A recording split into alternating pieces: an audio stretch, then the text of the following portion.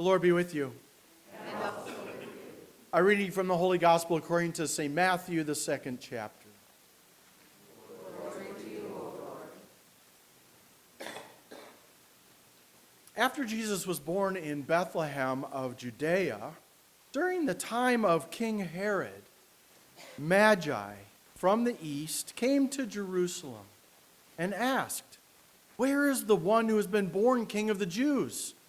We saw his star when it rose and have come to worship him."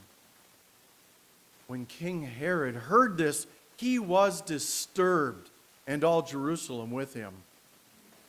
When he had called together all the people's chief priests and teachers of the law, he asked them, "Where's the Messiah to be born?" "In Bethlehem in Judea," they replied, "for this is what the prophet has written. But you, Bethlehem in the land of Judah, are by no means least among the rulers of Judah, for out of you will come a ruler who will shepherd my people Israel." Then Herod called the Magi secretly and found out from them the exact time the star had appeared. He sent them to Bethlehem and said, "Go and search carefully for the child.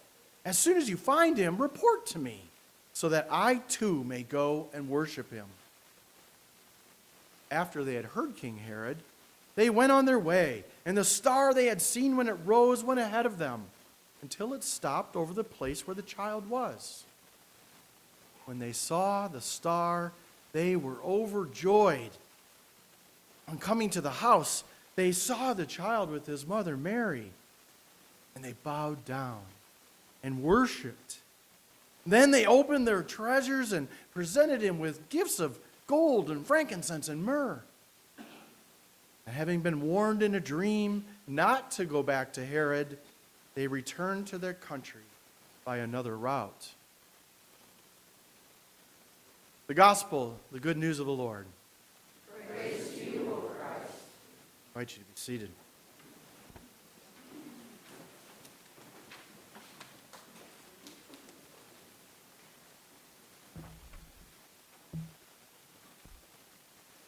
As I said at the beginning, I really wanted to spend some time with this Epiphany message this week to stay in this Christmas theme, to recognize how you and I are called to be a part of this revelation that we call incarnation, this revelation of God's presence in the world. And I love the way Matthew does this in his gospel. He tells these magnificent stories. The one we hear today is unique to his gospel, because what he's using as his lens for telling the messianic story, for telling the entering of God into the world, is the Exodus story. The freeing of the Jewish people, the Israelite people, from slavery in Egypt. And he's retelling this story to talk about how God is continuing to free people and how God continues to free us. So I think when we've heard this story, at least growing up, some images got put into my head about who these people were that came searching for the infant Jesus. We have a song that tells us they were three kings. But unfortunately, that's nowhere in the Scripture. That was a Middle Ages interpretation, a European interpretation of what this story is about. In fact, Matthew refers to the group of people that come as magi, magus, wise people. But what made them wise? See, they weren't kings. They weren't enthroned people wearing crowns and filled with tremendous treasures and wealth who came to honor another king. No, they weren't even wise men, the way we think about wise as people who are educated and learned. These were not men who were sent by people in the culture filled with the law and the ways to be in the world to come and find another great leader. No, these were not wise men in the traditional sense of it. Their wisdom was from somewhere else. And the story that Matthew tells us suggests a different way. The wisdom that they bring to the story is a wisdom of the journey of searching. And in that sense, they are far more like you and me than kings or learned wise people. These were folks who lived out of the wisdom of daily, ordinary struggles of life. And what was it that they were searching for? It's significant that Matthew says that they were from the east. See, these were people from Persia, from modern-day Iran.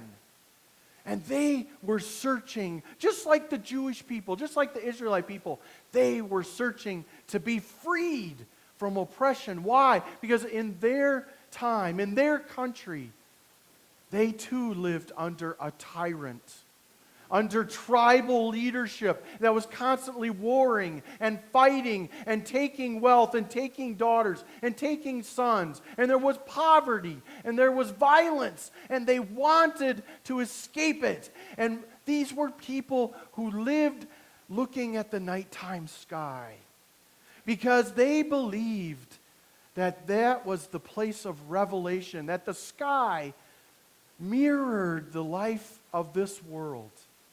And in the sky, they would see phenomena that would suggest to them changes, transformations that would happen in this world. And what did they observe in this particular year?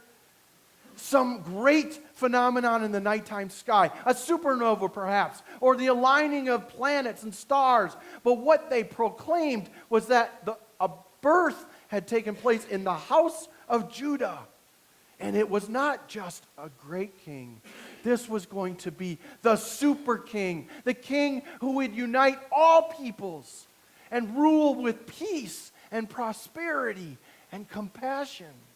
And they went in search of this leader, one who would satisfy their longings and their desires.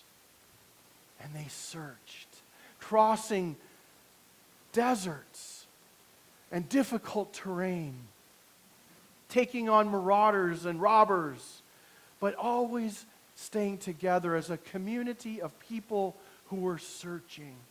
And they went to Israel, to the land of Judah. They went to the city of Jerusalem, where the king's palace was. And they went to the king. Why? Because as foreigners, they wanted to present themselves to the leader. And they did that in a formal way. King Herod, we come to your land searching for the new king. And Herod acts surprised. What? The birth of a new king? Well, how wonderful. I too want to honor this new king born in my kingdom, he says to them. But we know from Herod's history that his hypocrisy flowed from him. Why? Because he had killed 9 of his own sons to keep them from taking the throne from him. He feigned his own desire to worship. And even more than that, he is held in contrast by Matthew. In contrast as this ruthless thug of a king. And the newborn king is a gentle baby. A child who in that culture was vulnerable and powerless and voiceless. This was who the people sought for their futures. And then there's another contrast that Matthew sets up for us. We're told that these were wise people, wise in their search. And who does Herod talk to? His own wise people. We're told he calls together the leaders, the chief priests and the scribes, and he says to them, tell me about this new king. And in their wisdom, they describe to him one who is going to be born in Judah. And then in their wisdom, they participate in the annihilation of the innocents. The firstborn of every family in Judah killed out of the fear Herod held for his successor. The wise people in Herod's reign helped him to bring about destruction. And here come these foreigners, searching out of their need, out of their desire for hope and new life. And they leave the palace going to search for the child, following the star of revelation that leads them to the place where the child is. And we hear that they find him in a home with his mother. And they're struck with awe. He's surrounded by love and family, and his mother cradling him in her arms, and the livestock and creation surrounding him. And they go into the house. And what do? In their wisdom, they humble themselves. They prostrate themselves before the child, and they offer the gifts that they have brought. But these gifts that Matthew describes are very significant. We hear that word gold, and it's an unfortunate translation, because in the ancient world, the word that gets translated gold for us actually means spices. And if you remember, the people along the trade routes traded in spices. That was a source of wealth. And we hear that they presented spices to Jesus, but not just any spices. They were the spices of healing. Frankincense, myrrh, used by healers throughout the kingdom to bring about wholeness, health. If you remember last week, we were talking about holiness and health being the same reality that we seek, wholeness in God. These spices that they offered him were what they knew he would do for the world, and that was to heal the world through his love and his life, his compassion. That he would be the one who would reach out to the marginalized, to the isolated, to those who were cut off and forgotten. He would be the one who would preach good news to the lowly, to the farmers, to the tectons, the stonemasons. He would be the ones who would reach out to the tax collectors. He would talk to the widows and the orphans.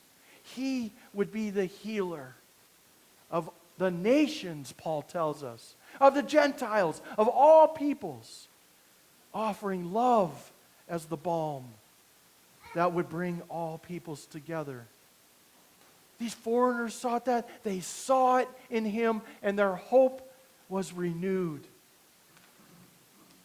But more significantly, my friends, those magi grew in their wisdom that day because they became witnesses to the good news. We're told they went back home by another way because they knew that with what they had experienced, what they had witnessed, and the one they had encountered, the incarnate God, they could not go back home the same way. They would return different people and to a different place and to bring a new message, a message of hope and prosperity in unity before one God, one leader who would come out of Judah. They went home as witnesses to proclaim good news. And that, I think, today, my friends, is what we are considered, that we are invited to see in our own baptismal lives. That our invitation today is to be magi in the world, ones who seek the fullness of God's promise, ones who recognize the hypocrisy of the system and the structure around us, who name the lovelessness of those around us who are filled with fear and jealousy and greed. That we are the ones who are called to offer our treasures that healing might take place. We are the ones who are called to be witnesses of that message of healing, to live lives of healing, that others might come to grow in their love and their relationship with God.